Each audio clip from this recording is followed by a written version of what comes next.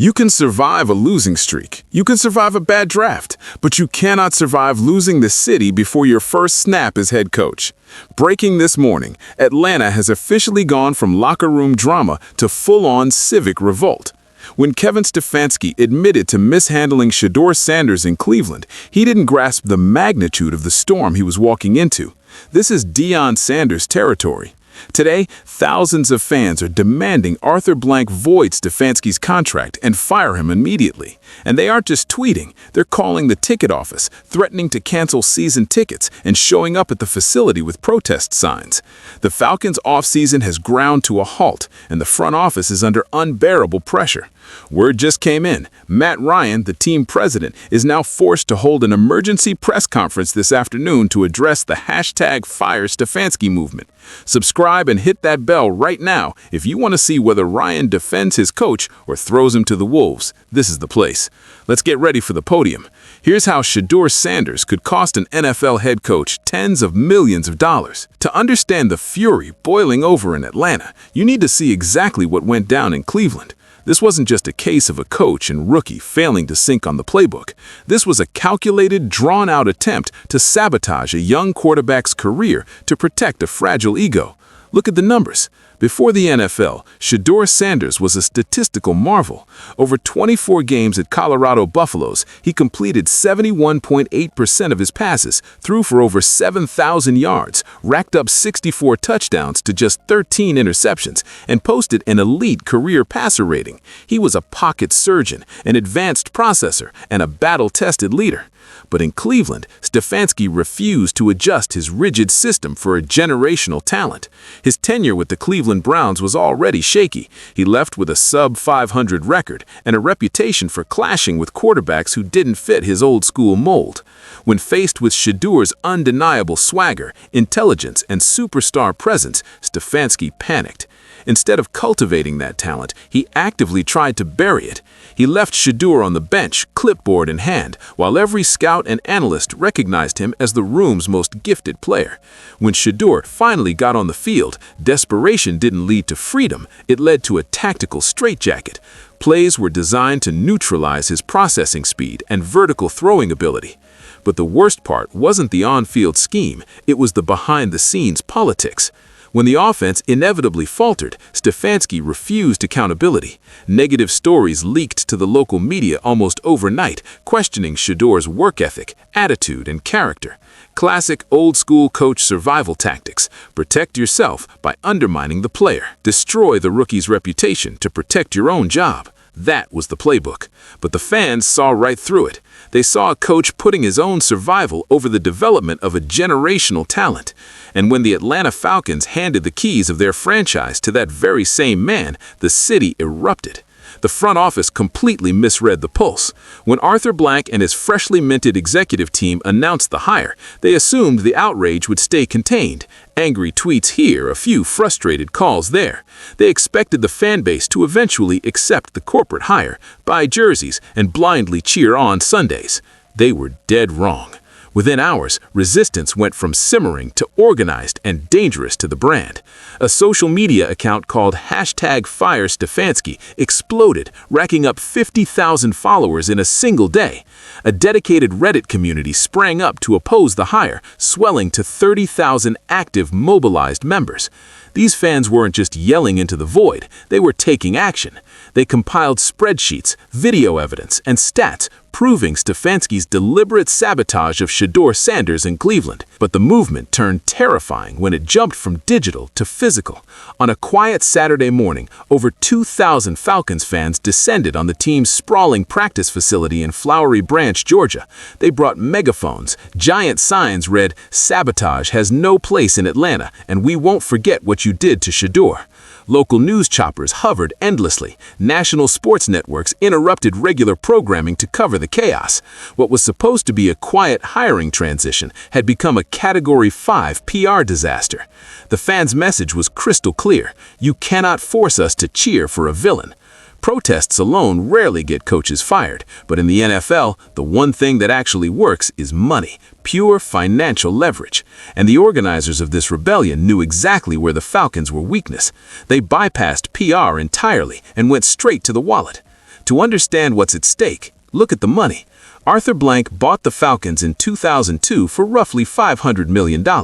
Going into 2026, the franchise is valued at $6.4 billion, generating hundreds of millions in annual revenue.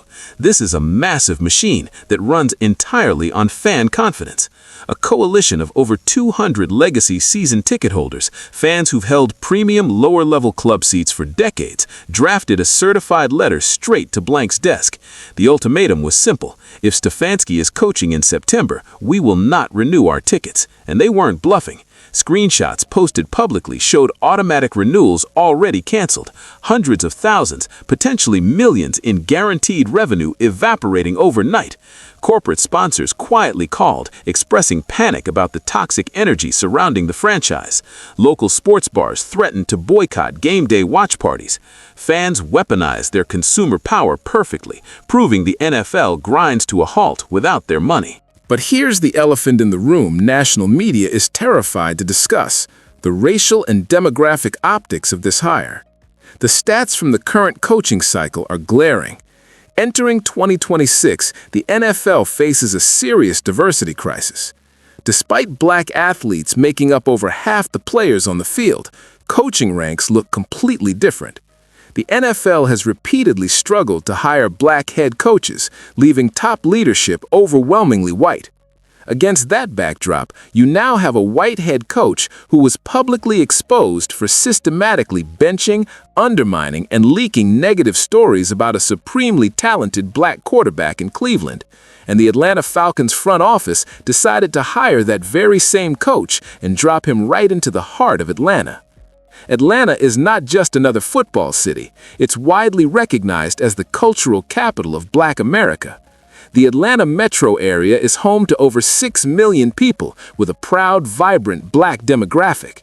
It's a city built on Black empowerment, excellence, and leadership, and the Falcons' fan base mirrors that identity.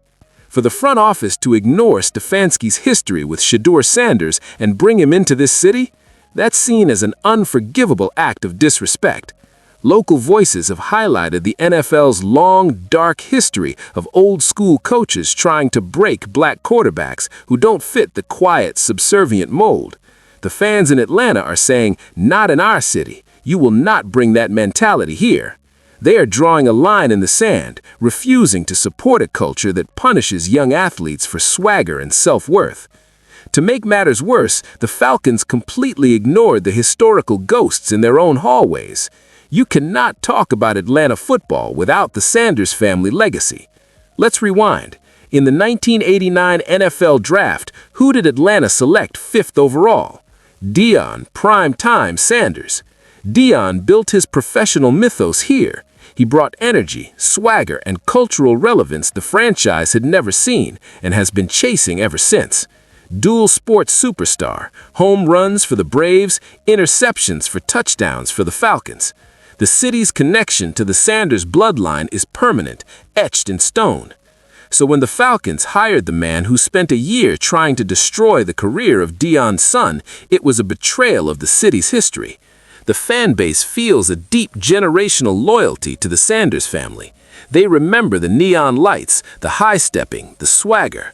Hiring Stefanski was seen as an insult not just to Shadur, but to the legacy of Coach Prime himself. You simply don't roll into the house that Prime Time built and expect the fans to embrace the man who tried to sabotage it. Poetic injustice, and the fans are making sure the front office pays. What about the players on the roster? Why haven't they spoken out? The truth? They are, just not publicly. Verified insider reports indicate the Falcons' locker room is quietly rejecting Stefanski. Veteran players have held secret meetings, expressing deep discomfort with the hire. Think about the young talent here, a quarterback room in need of guidance, not a dictator. Would any young playmaker want to be molded by a coach famous for destroying a rookie's confidence? They watched what happened to Shadur in Cleveland, and they're terrified. They know Stefanski would gladly do the same to them to protect himself.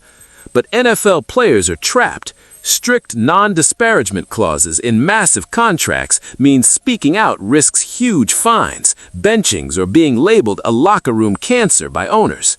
So they found a brilliant workaround. Reports indicate current players are using anonymous channels to reach fan protest leaders, quietly sending messages of full support. Keep the pressure on. We agree completely, but we can't say it publicly.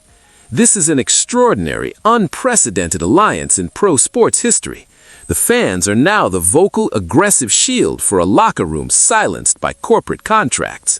While fans rage outside and players quietly revolt inside the locker room, a full-blown civil war is unfolding in the executive suites. Arthur Blank is furious, but the blame game is shredding his front office from the inside. Insiders report massive panic over who really pushed hardest for the Stefanski hire. Was it the general manager? Was it ownership relying too heavily on past accolades? The PR department is reportedly in total chaos. They're holding emergency crisis meetings daily, scrambling to put out a fire that's actively consuming the brand. Scouts and assistant executives are terrified this toxic hire will destroy their chances of landing top-tier free agents. Because seriously, what elite player wants to sign in a city that's openly at war with its own head coach?